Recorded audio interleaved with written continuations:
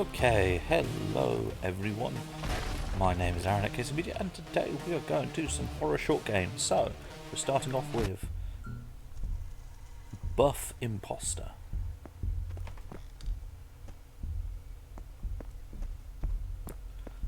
All the games will get linked to in the description down below.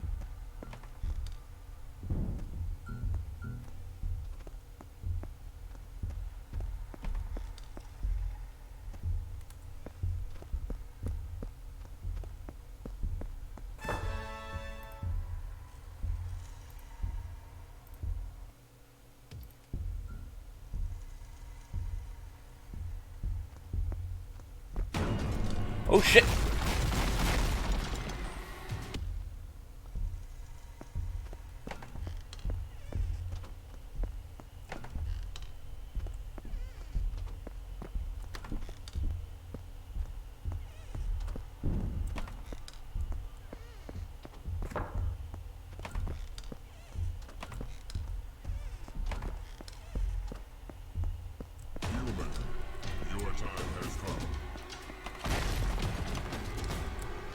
I think the most shocking thing is how good a job they do at making all of the levels change. Yeah, unfortunately I have to run. Oh fuck! Wait, where am I meant to go?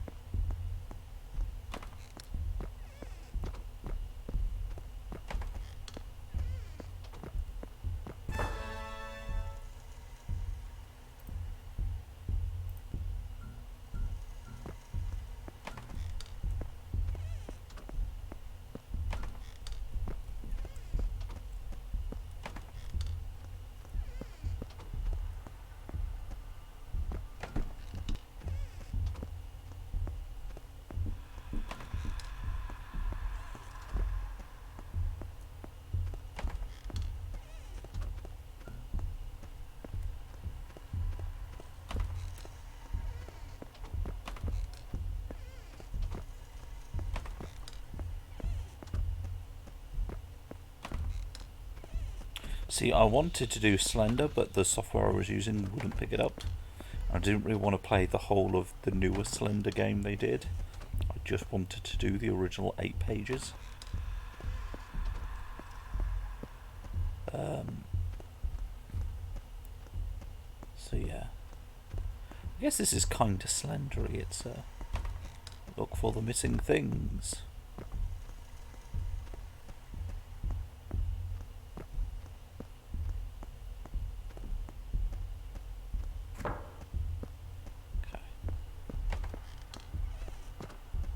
Just need to find one more milk.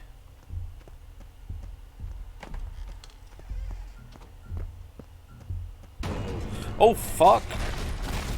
Oh what? The milk was right there. Oh. Oh.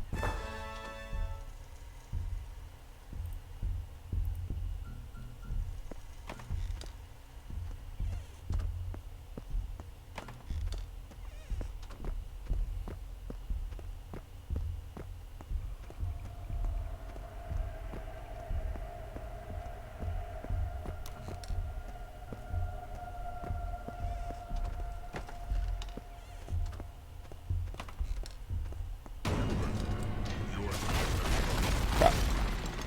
I tried to be clever.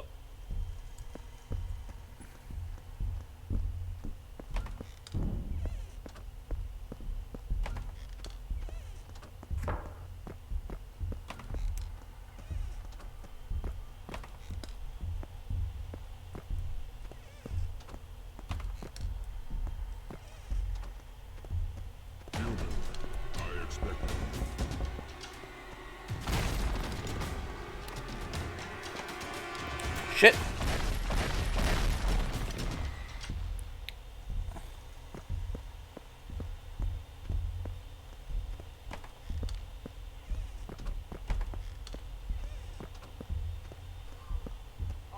What a pleasant encounter.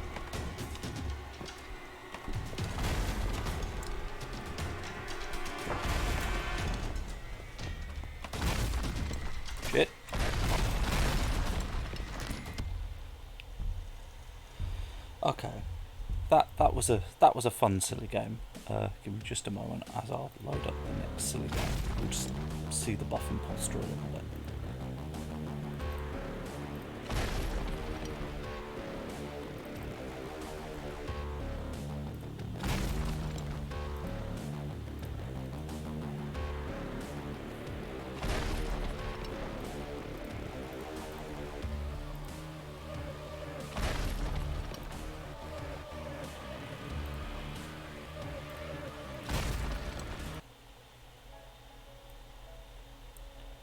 Okay, this next game is Alone at Midnight. So, now I've got everyone's attention with a crazy game, now to something a bit chiller. So what we're going to do is, just so people are aware, we're going to play, there are 4 horror games lined up. Between each game, this is number 2 by the way, between each game we're going to read out some creepypastas. Or some urban legends, we're going to get into the Halloween vibe. It's nearly that time, it's nearly time. And so with that, with this as wonderful background music, I'm quickly going to, just quickly, read a couple of stories to you. So, the first one is about a girl called Tina. Now, Tina had been asked to babysit a trio of young children while their parents enjoyed a nice night out. She needed the money, so she decided to do just a little bit of babysitting. Not normally her thing. She made sure all the doors were locked. She made sure everything was fine. She set the children into bed. Began to just get on with some homework. Watch some TV, normal stuff. The phone suddenly began to ring. She picks up the phone, and then a voice suddenly tells her that she needs to check on the children. Thinking it was a prank call, she hangs up on the fellow. But it happens again. Happens a few more times, in fact. Each time the voice demands the same thing: check on the children. After a while, it goes from feeling it's a prank to feeling it's something more concerning. So she rings the police. The police officer tells her it's probably a prank call, but with her insistence, they go, the next time this fellow calls, try and keep them talking and we'll trace the call. So she does so. As if on cue, a few minutes later, the phone goes again, asking to check on the children. She asks who they are, what they want, this isn't funny. And all she's met with is silence before a final time of check on the children, and then the phone hangs up. At this point, she's concerned, scared, but everything's fine. She's locked all the doors to the house, and then the phone rings again. Picks it up. It's the same policeman they spoke to earlier, informing them that the phone call came from inside the house. They advise she quickly escape the building as quickly as possible, not take anything with her, just get out. And she did. Later the police turned up to find all 3 children dead. The murderer having been waiting for the babysitter to come up to check on them. There we go, and let's go with another classic.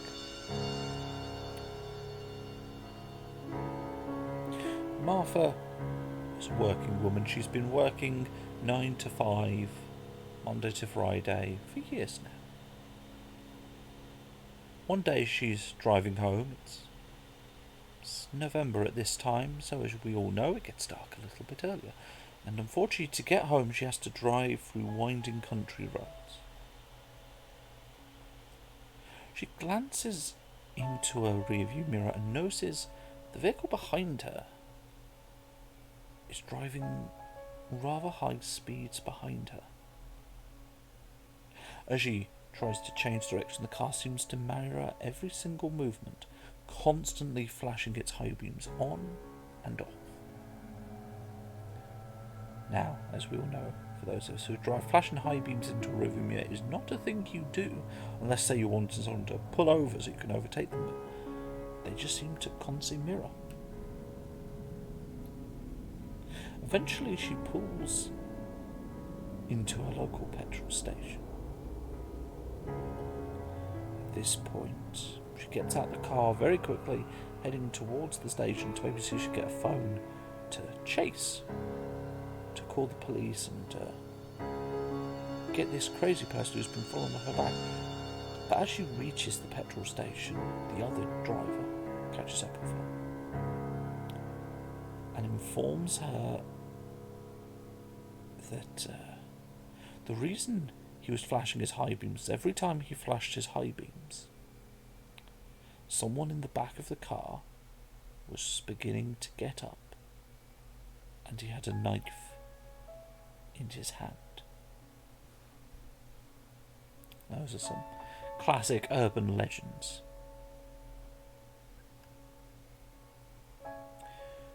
And with that, we will go to Alone at Midnight. I'm not having a good sleep. Here I am, waking up at 2 a.m. once again. I should probably check if my parents are back home.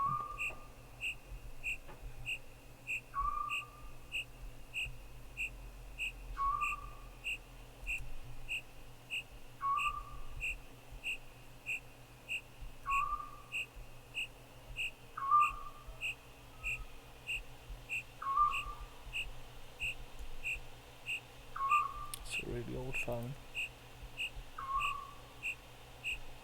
I should probably check if my parents are in the room.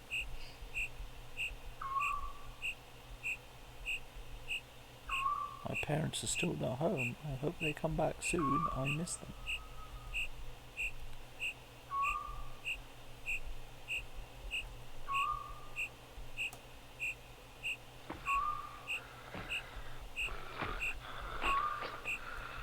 What the fuck?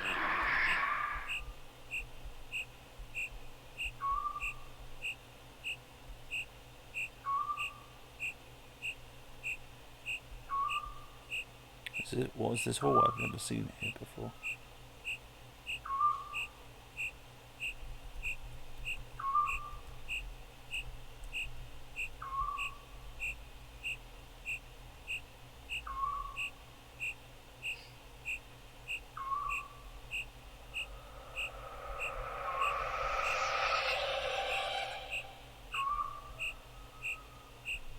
Is this blood?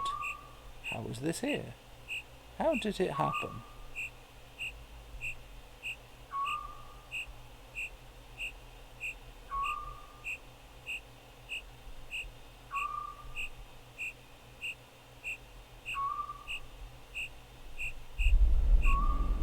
What? I'm back here? Is it a dream or what?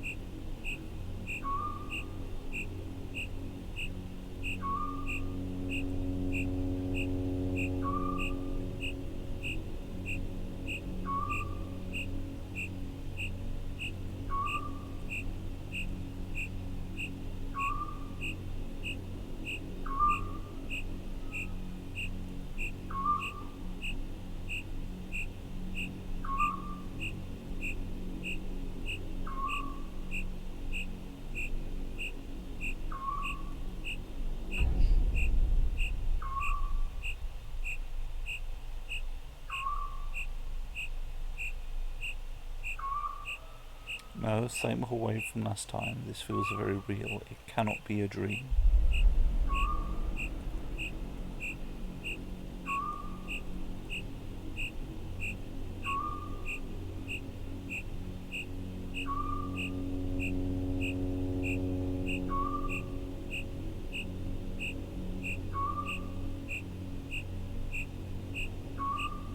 Same place.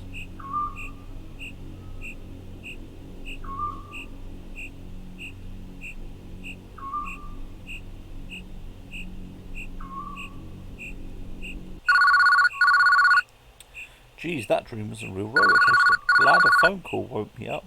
I'll just answer it real quick.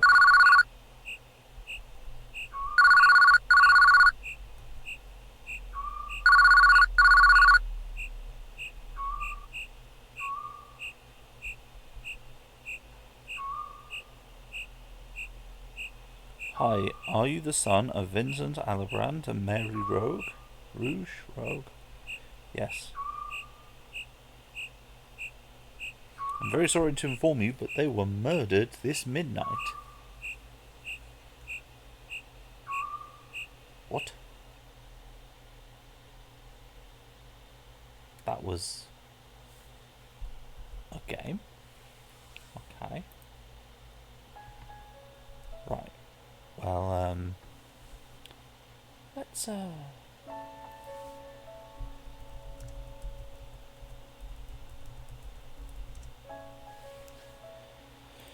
in that case, let's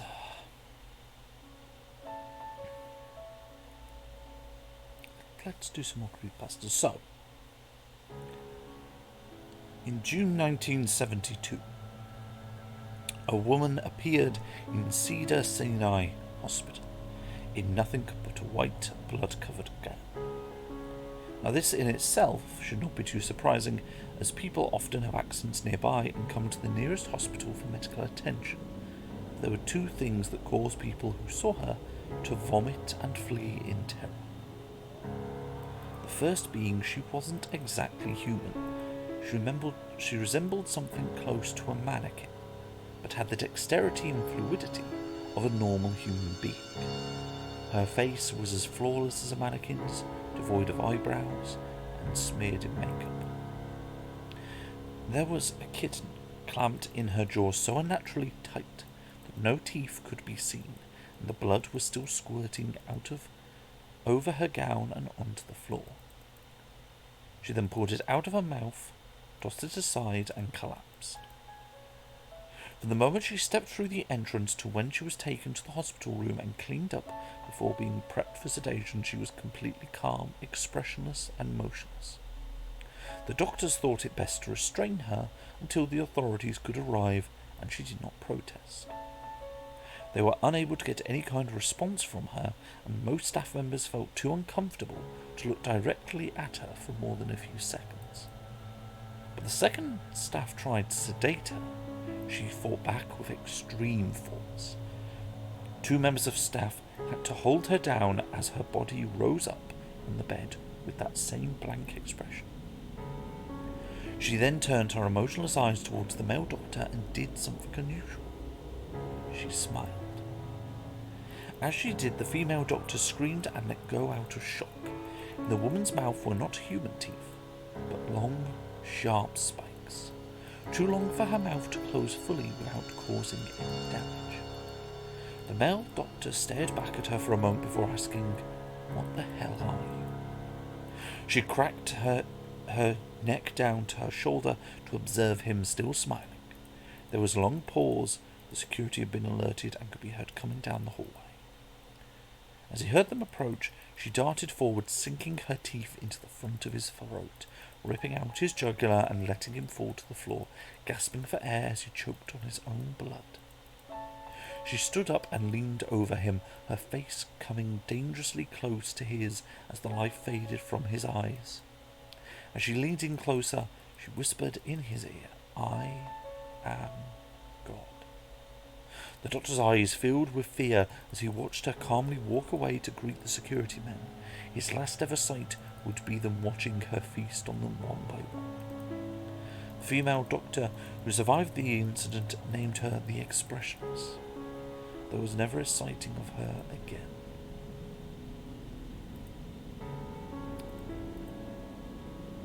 Another classic, Lavender Town Syndrome, also known as the Lavender Town Tone or Lavender Town Suicides, was a peak in suicides and illness of children between 7 to 12 shortly after the release of Pokemon Red and Green in Japan in February 27th, 1996.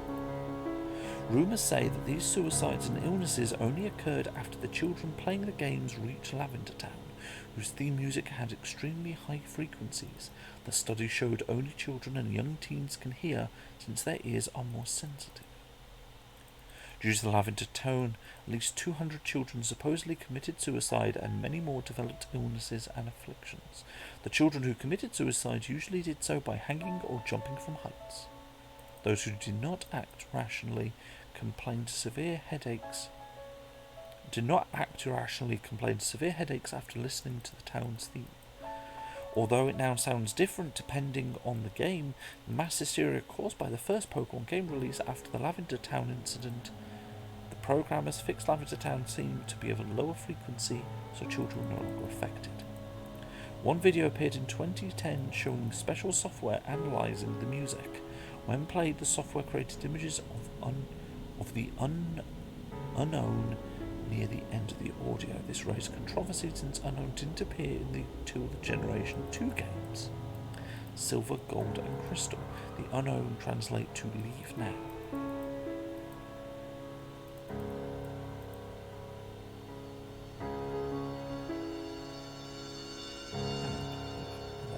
we will leave that there as we move to the next game.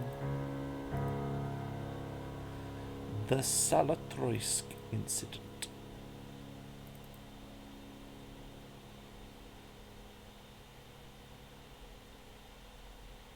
Give us just a moment.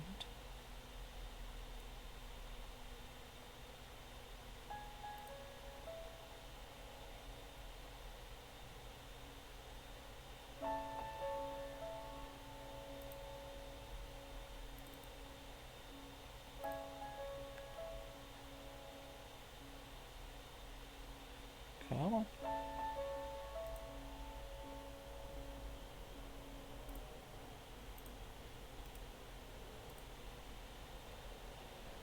Just a second. As we are swapping.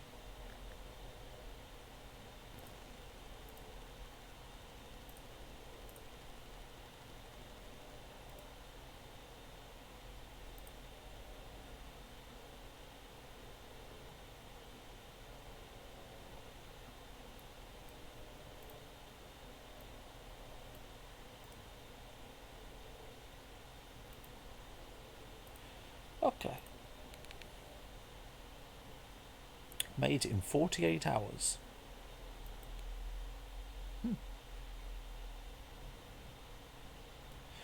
Hold right mouse button for the Geiger counter. Need to collect rock samples.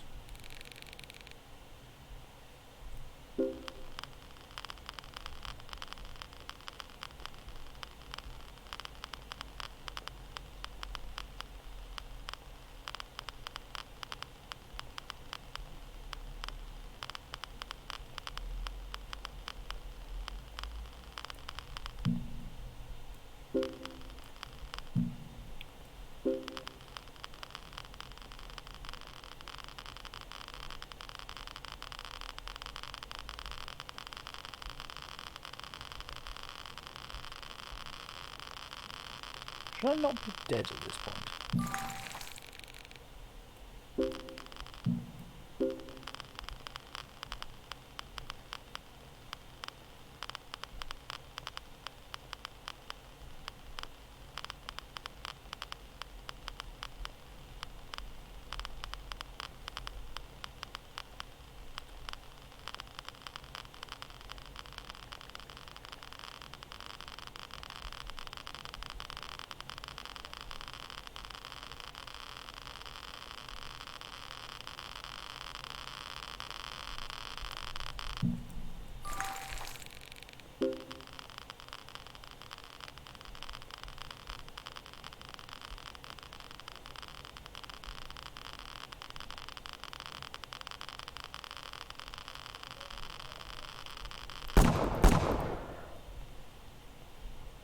The fuck?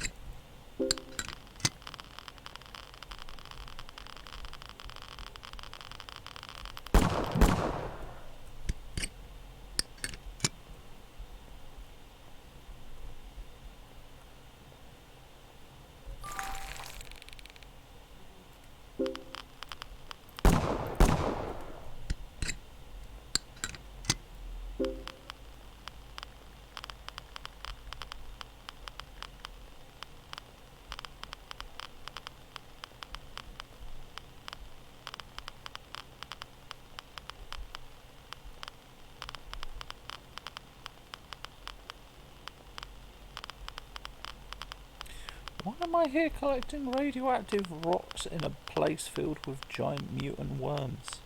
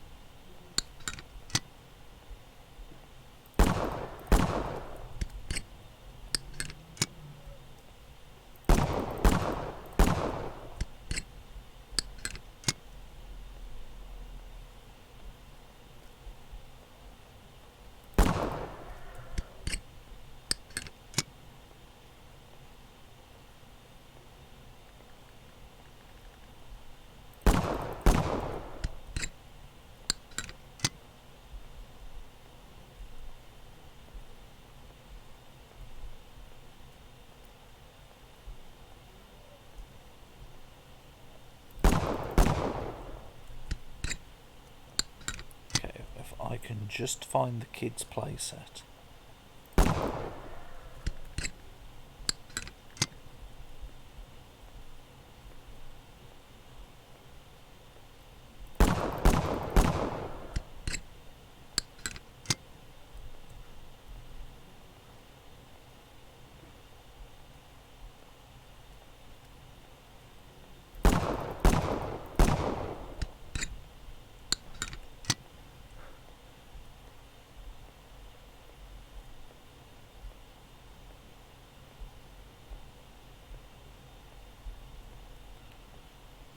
This is not the path.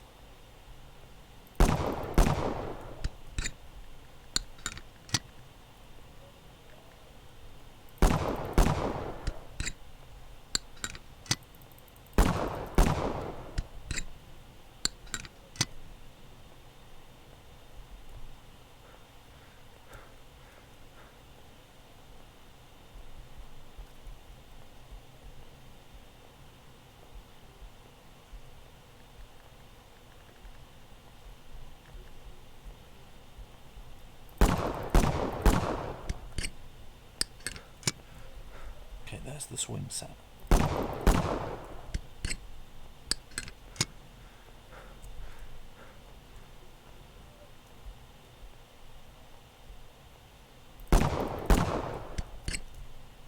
Fuck, don't get stuck, don't get stuck.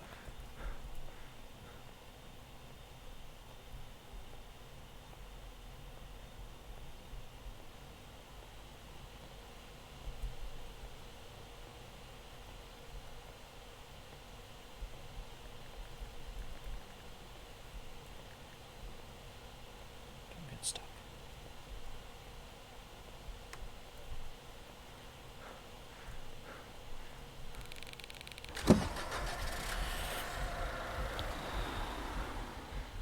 These were all very highly rated games on itch.io. I'm a little bit disappointed so far.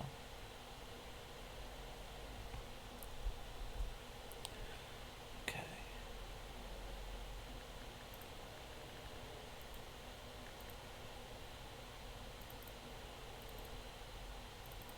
Go pull up this game again, just at least because it had a nice soundtrack for while you were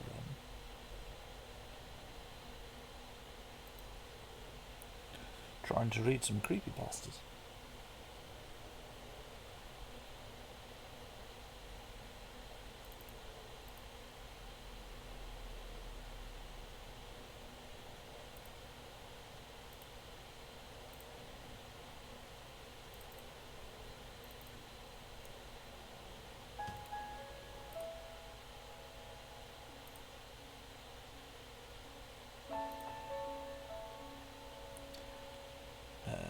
Hold on a second, while I just do this.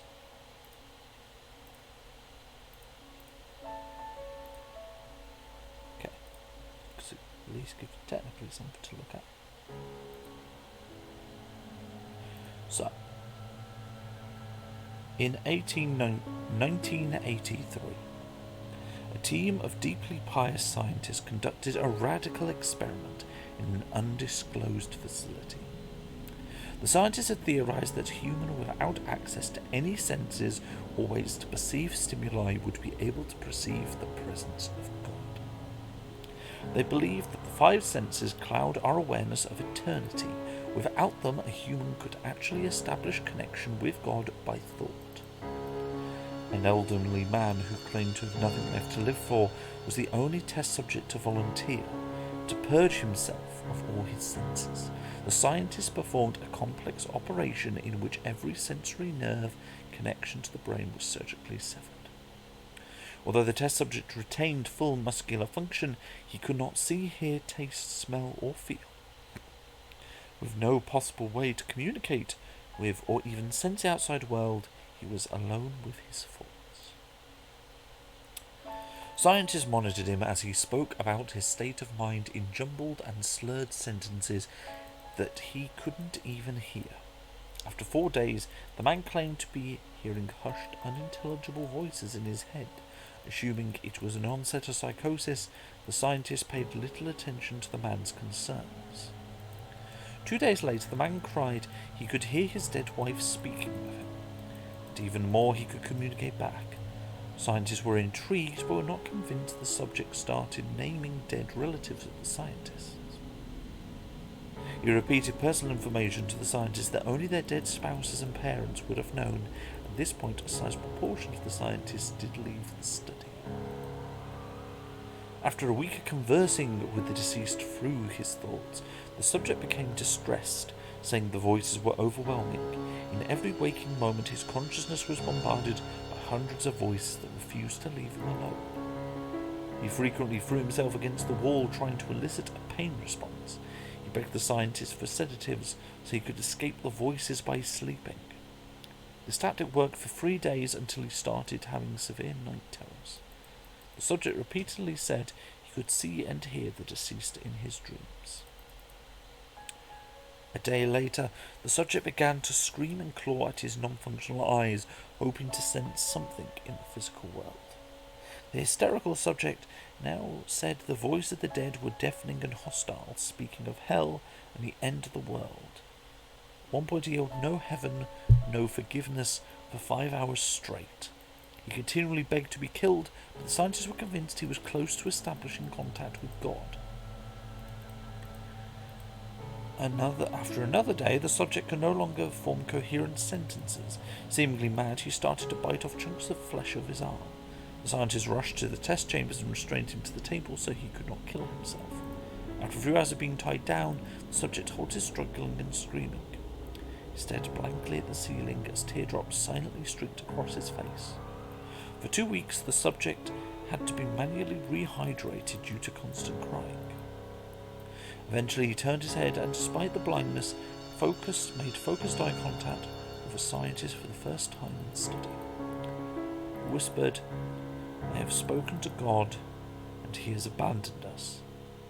Without his vital signs dropped, there was no apparent cause of death. Follow-up study. Dr. G.F. of the Department of Neurology, hospital name withheld, San Francisco, recent study of degenerative disease which targets motor function and cognitive decline often leads to hallucinations of the deceased. The death of targeted cells and chemicals in the brain by this disease leads to a loss of smell, among other senses. The cause of the disease is unknown. Hallucinations present in 39.8% of patients, falling into three categories. Sensation of a presence, person, a sideways passage, commonly of an animal, or illusions. Present in 25.5% of patients, an isolated occurrence in 14.3%, fall into visual hallucinations present in 22.2%, isolated in 9.3%, and auditory hallucinations present in 9.7%, isolated in 2.3%. Continuing study in San Francisco.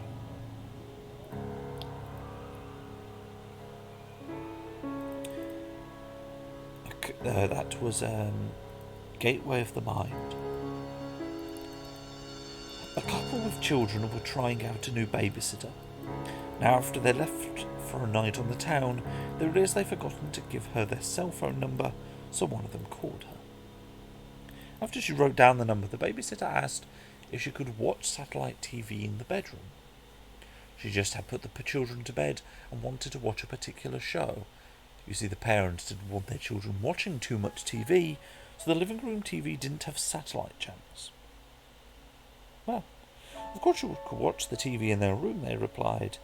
The babysitter had one other request. Could you put a sheet or blanket over the clown statue that was in the bedroom? It made her nervous. Almost immediately, the parents told her to take the children and go to the neighbours. They said they would call the police because they don't have a clown statue. The police caught the clown as he was running through the neighbourhood.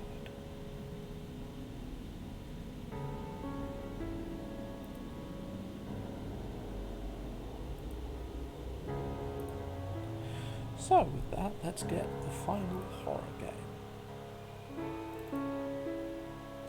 And you know that's a lie, there are two more horror games. There's this and one.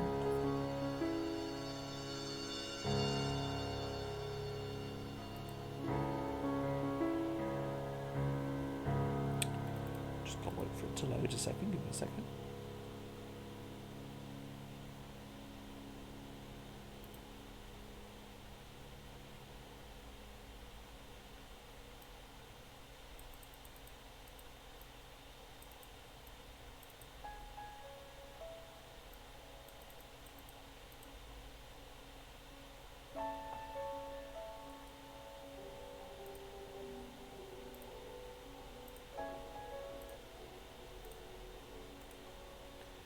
Just a second, everyone.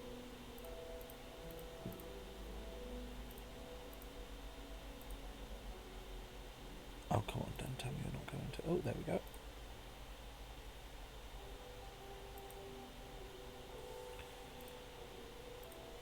Okay. The last shift.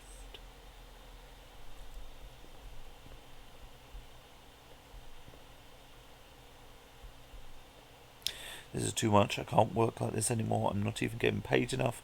Also, I don't feel safe here for some reason.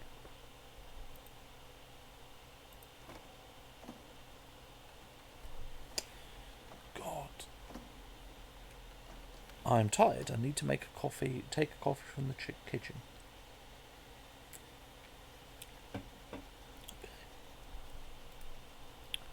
Well, it's taken a while to print, so...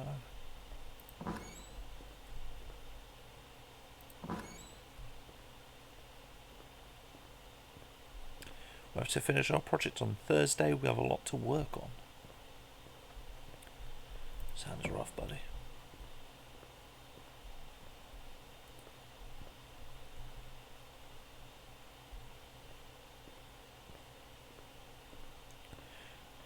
Which way is it to the kitchen? Alex was acting weird last time I saw him. I don't know what happened.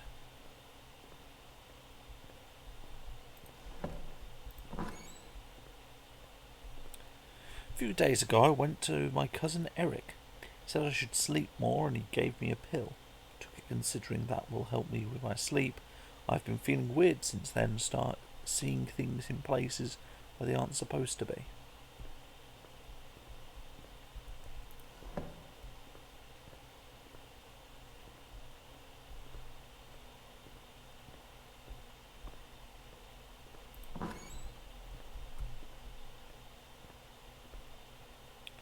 I started seeing weird shapes that look like alive in some way after taking the pills.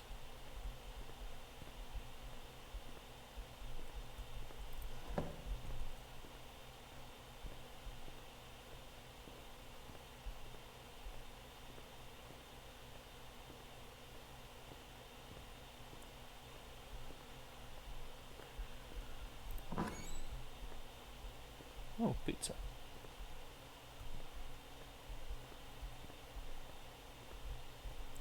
Why is all the food left like this? This weird Alex ate a sandwich today, but it's still here.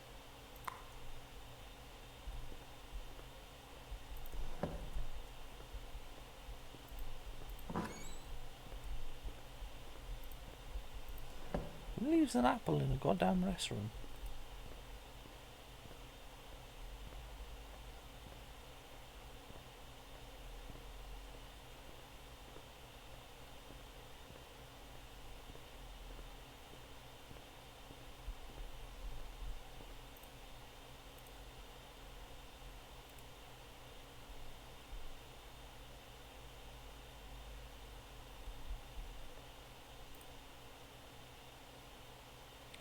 Get out of here.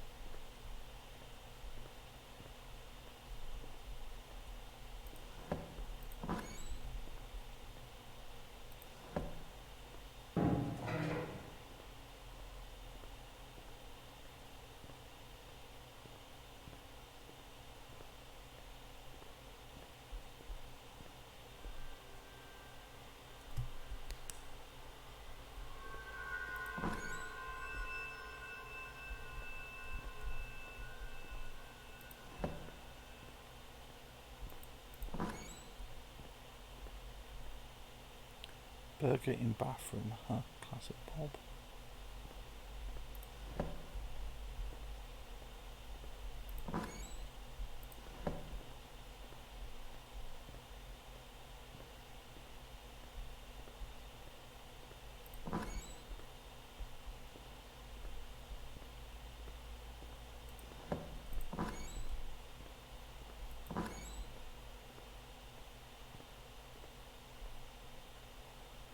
Starting to feel nauseous again. This is all happening because of that pill.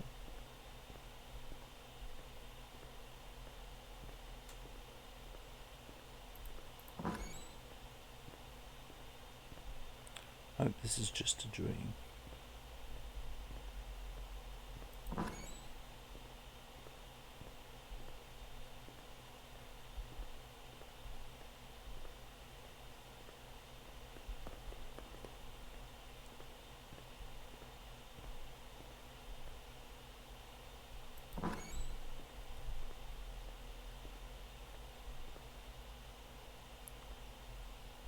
Food's not here anymore.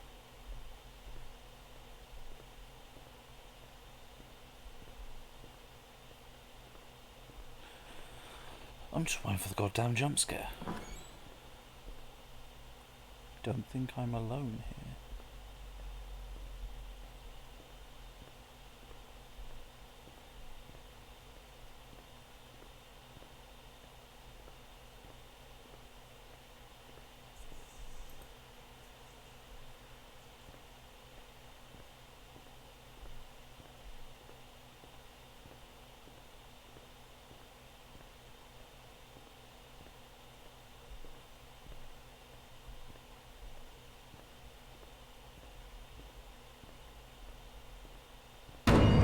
Oh, fuck.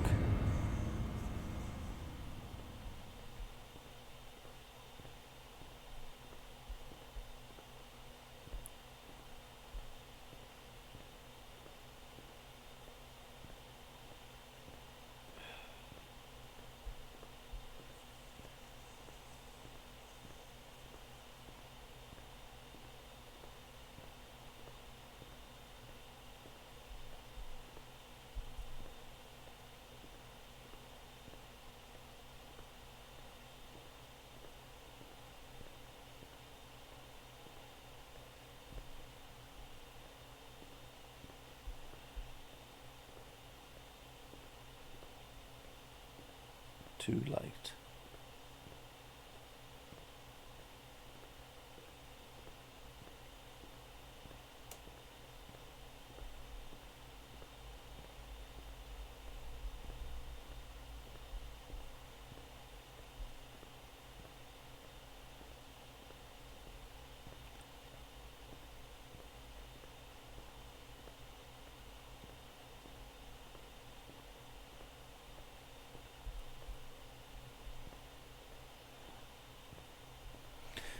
No, it just feels more annoying than I think the amount they're doing the constant change. It's not really giving me fear. It's just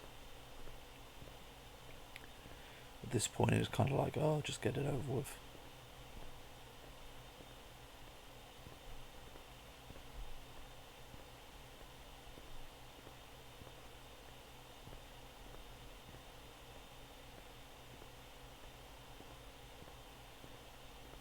Either let me out or just kill me.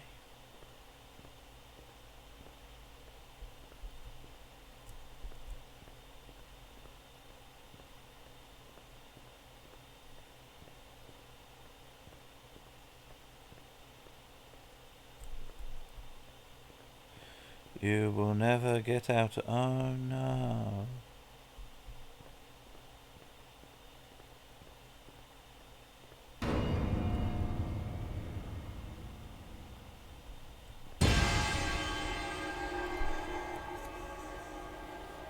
That was... I do not see how that could be viewed as a good...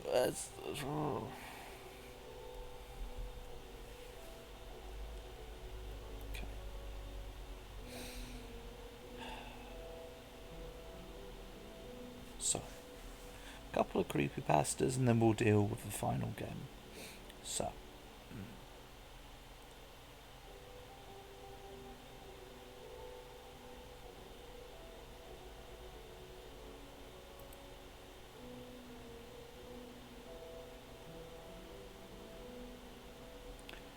So, here we are. Nostalgia Forum. Television. Local. Skyshell 033. Subject. Candle Cove Local Kid Show. Does anyone remember this kid show? It was called Candle Cove. Must have been about 6 or 7. Never found reference to it anywhere, so I think it must have been a local station around 71, 72. I lived in Irontown at the time. Don't remember which station, but I do remember it was on a weird time, like 4 p.m. Mike Painter 65. Seems familiar to me. Grew up outside of Ashland and was 9 years old in 72. Candle Cove. It was about pirates? I remember a pirate marionette at the mouth of a cave talking to a little girl. Sky. Yes, okay, I'm not crazy. I remember Pirate Percy. I was always kind of scared of him. He looked like he was built from parts of other dolls. Real low budget. Head was an old porcelain baby doll.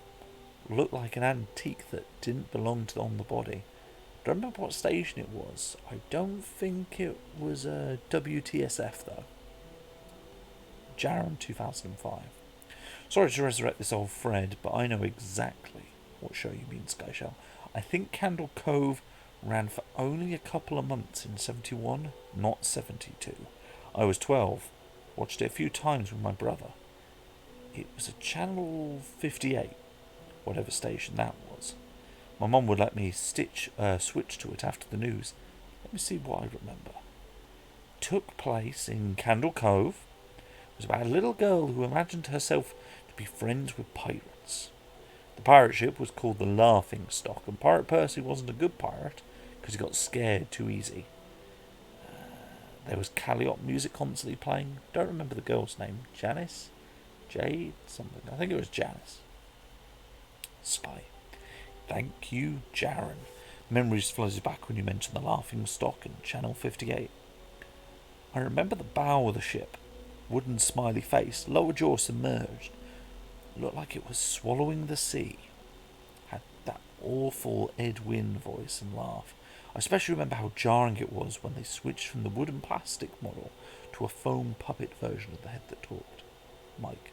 I remember it now too. Do you remember the part, Skyshell? You have to go inside. Skyshell. Ugh, Mike. Got a chill reading that. Yes, I remember. This was what the ship always told Percy when there was a spooky place he had to go in, like a cave or a dark room where the treasure was. The camera would just push in on the Laughing Stock's face with each pause. You have to go inside. With his two eyes askew, that flopping foam jaw and the fishing line that opened and closed it. Ugh, looks so cheap and awful. You guys remember the villain? He had a face. It was just a handlebar moustache, but with really tall, narrow teeth. Kevin. Heart. Honestly thought the villain was Pirate Percy. I was about 5 when the show was on. Nightmare fuel. Jaren. That wasn't the villain. The puppet with the moustache. That was the villain's sidekick. Horrible Horace. He had a monocle too, but it was on top of the moustache. I used to think that meant he only had one eye. But yeah, the villain was another marionette. The Skin Taker. Can't believe what they let us watch about them. Kevin. Jesus H. Christ, the Skin Taker. What kind of kids show were we watching? Seriously, I could not look at the screen when the Skinwalker showed up. He just descended out of nowhere on his strings, just dirty skeleton, wearing that brown top hat and cape. And his glass eyes, they were too big for his skull. Christ almighty. Sky. Wasn't his top hat and cloak all sewn up crazy? Wasn't that supposed to be children's skin? Mike. Yeah, I think so. Remember his mouth didn't open and close, his jaw just slid back and forth. Remember the little girl said, "Why does your mouth move like that?" And the Skin Taker didn't look at the girl, but at the camera said, "To grind your skin." Sky. I'm so relieved other people remember this terrible show. I used to have this awful memory, a bad dream where the opening jingle ended, the show faded from black and all the characters were there, but the camera was just cutting to each of their faces. They were just screaming. And the puppets and marionettes were flailing spastically. They were all screaming. The girl was just moaning and crying like she'd been for hours of this. I woke up many times from the nightmare. Used to wet the bed when I have it. Kevin. I don't think that was a dream. I remember that. I remember that was an episode. Sky. No, not possible. There was no plot or anything. I mean, literally, just standing in place, crying and screaming for the whole show. Kevin. Maybe I'm manufacturing the memory because you said it, but I swear to God I remember seeing what you described. They just screamed. Jaren. Oh God, yes, the little girl, Janice. I remember seeing her shake, the Skin Taker screaming through his gnashing teeth, his jaw careening so wildly I thought come off its wire hinges. Turned it off. It was the last time I watched. I ran to tell my brother and we didn't have the courage to turn it back on. Mike.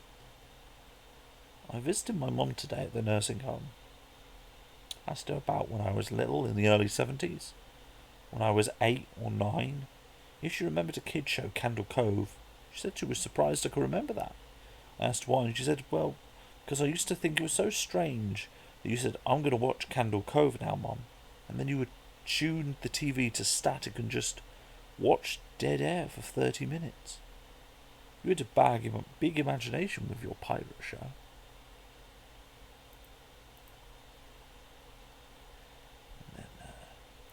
Right. So, with that, speaking of creepypasta, assuming this runs,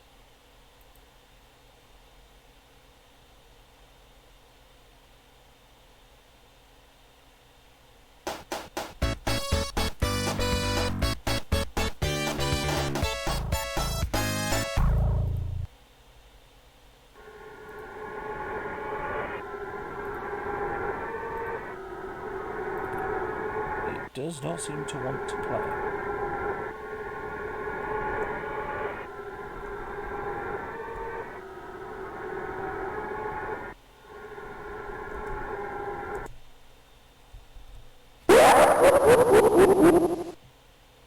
No, it does not seem to want to capture Sonic EXE. Okay, in that case, I will be sure to link to Sonic EXE in the Twitter post. As in the comments on the bottom, I'm going to post on Twitter where you can find all of these games to play them yourselves.